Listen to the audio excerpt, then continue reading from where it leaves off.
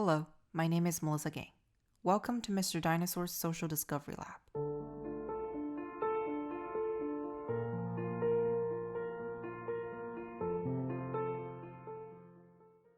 The music you just heard is from a piece called Forgotten.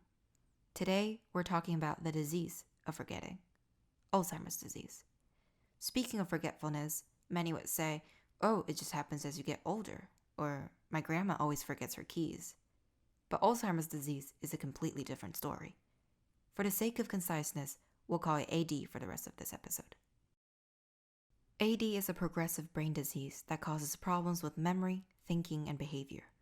Some symptoms include difficulty speaking, swallowing, and walking, mood changes, disorientation, memory loss, and suspiciousness of family and friends. A person with AD can live for 4 to 20 years after diagnosis, depending on other factors. Now we know the disease's impact on patients, but who else does it impact? Nearly 16 million Americans are caring They were for having to make someone choices with about Alzheimer's. putting food on the Almost table, or half of going to the caregivers doctor. were forced to cut back. I have an obligation. I can't see. I can't abandon her. Yes, the people around the patients, the caregivers, the family and friends. They take on the burden of caregiving due to a sense of obligation and love.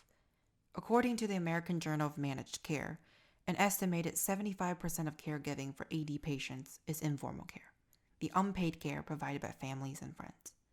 When we talk about Alzheimer's, we typically focus on patients and their symptoms. The narrow view leaves the significant financial, physical, and emotional burdens on caregivers much neglected. Today here at Mr. Dinosaur's Social Discovery Lab, we're talking with Mr. Duffy Pratt, whose grandfather was diagnosed with AD in the 1970s, about his experience and the impacts brought by the disease. It was basically when I was 16 or 17 years old. And it's my grandfather on my mother's side. His name was Horace Hoffman. Duffy's grandfather, his pop as he calls him, was diagnosed with AD in 1975 and went to stay in Duffy's house for around 2 years before they had to put him in a nursing home, where he lived for a year and a half and passed away.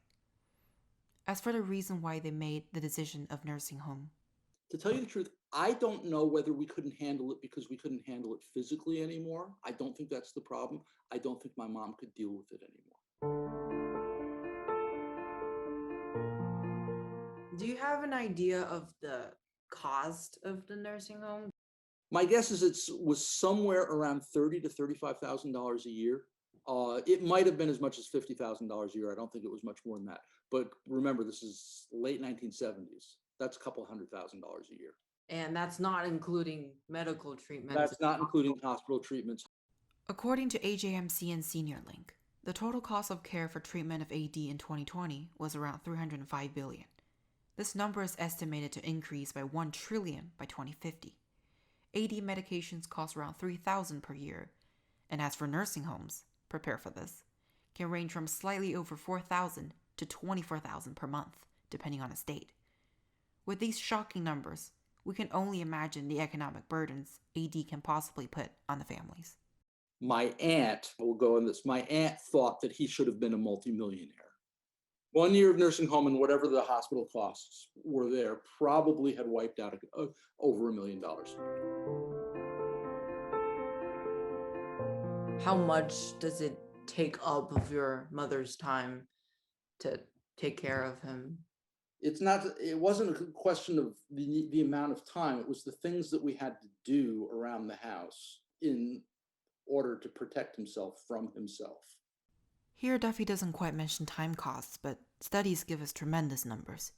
In 2019, 16.3 million informal caregivers provided around 18.6 billion hours of unpaid care.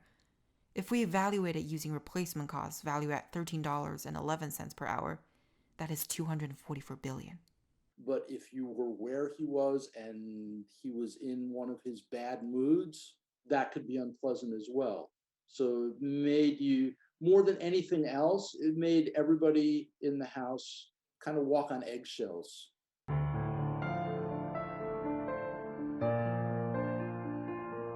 If you remember from the beginning of the episode, one symptom of AD is suspiciousness on family and friends.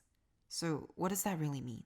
After 3 or 4 months of his being there, He never knew who I was, ever. When it really got to my mom was when it got to the point where there were times when he recognized her as being Carol, his daughter. Sometimes he thought he was my grandmother. Sometimes she thought he was other people, and sometimes she thought he was just a nursing person, a person who was there to help him out, a servant of his in the house. That's what she couldn't deal with. And then I asked Duffy how he and his mother reacted to this. When that happened to her, she was a wreck. Yes, we still love him and want to do this, but are we doing any good for him if he can't even recognize who we are? It's difficult to answer, especially for the majority of us who can only imagine the emotional strain. Towards the end of this episode, I want to encourage all of you who are listening to pay a little more attention to the Alzheimer's disease, to the patients, and to their caregivers. Thank you for joining me today at Mr. Dinosaur's Social Discovery Lab. My name is Melissa Gang, and I'll see you next week.